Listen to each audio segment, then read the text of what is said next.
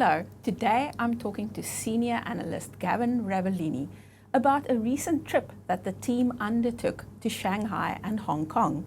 And he's going to talk us through a case study of how it provided an example of how AI is aiding our team when it comes to researching the investment opportunities out there.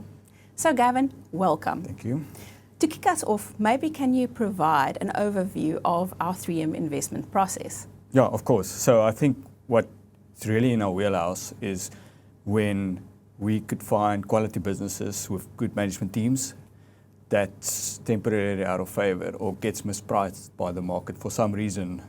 Those reasons could be various. It could be headlines, it could be fixable problems, it could be cyclical. And I think that really gets us to roll up our sleeves and turn over the stones. And yeah, it captures the essence of our 3M process. So we look at moat, we look at management, and we're very price disciplined. So we make sure we buy with a margin of safety.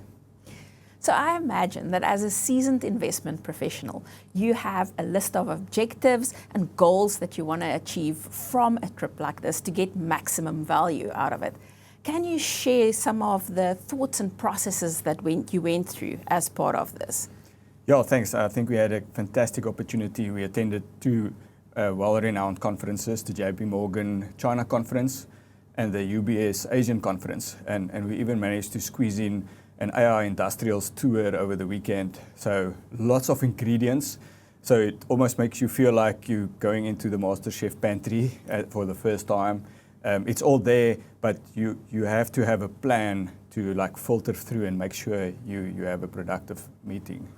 So you're looking at a packed agenda and lots to do. And I mean, that is a challenge. How do you extract maximum value out of that?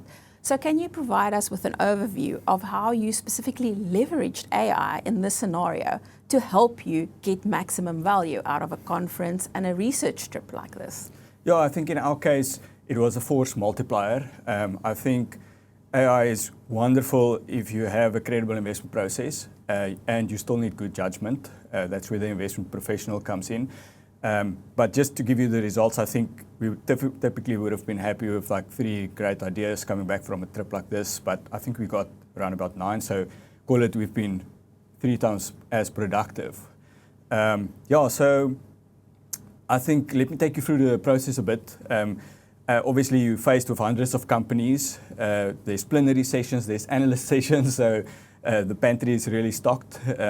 So you have to screen very smartly. So I think leveraging a little bit of the team and bringing in a little bit of AI just to filter aligned with our 3M process, I think we managed to get the shortlist down quite a bit to like 50 companies we would like to meet. So I think we spend a lot of time like training AI. Actually, training was more time intensive than actually getting the results.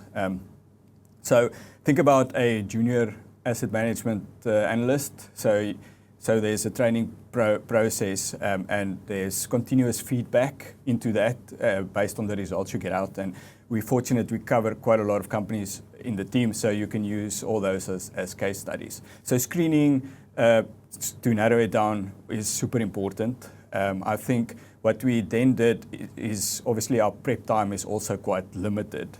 So we made what we call the plain packs. It's like a 6-pager summary of, call it the key things we would typically look for in our investment process.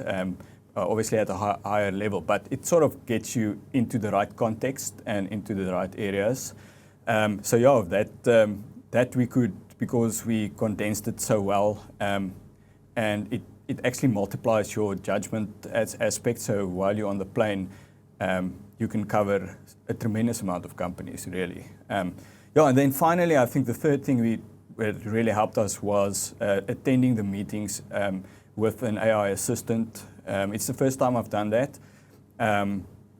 All the sessions was in Mandarin, so it's quite a task to keep up. Your AI assistant basically transcribed the meeting for you and gave you a summary afterwards, so you can be fully in tuned and in the management meeting. And that just saves so much time. I mean, just think about packaging 27 company meetings and thinking about it. So in a way, you're doing the quality control and the judgment part, which I think is where your value add should be. So Gavin, AI can be a great efficiency multiplier. However, as with every technology, there are some concerns. So can you give us an idea of the guardrails that have been implemented when AI gets incorporated into the research process at PSG Asset Management?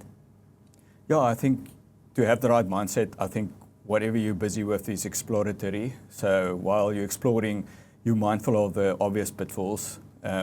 So I think there's a ongoing training and learning of on both sides really. So we just make sure we built in the necessary guardrails, and a lot of that is oversight and good judgment from our side. But I think investments in general is as much an art as it is a science.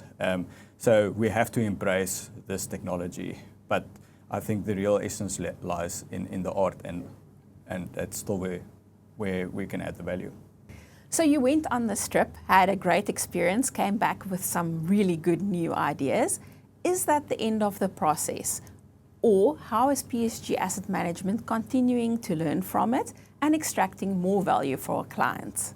Yeah, I think the beautiful thing about AI is there's always a new use case.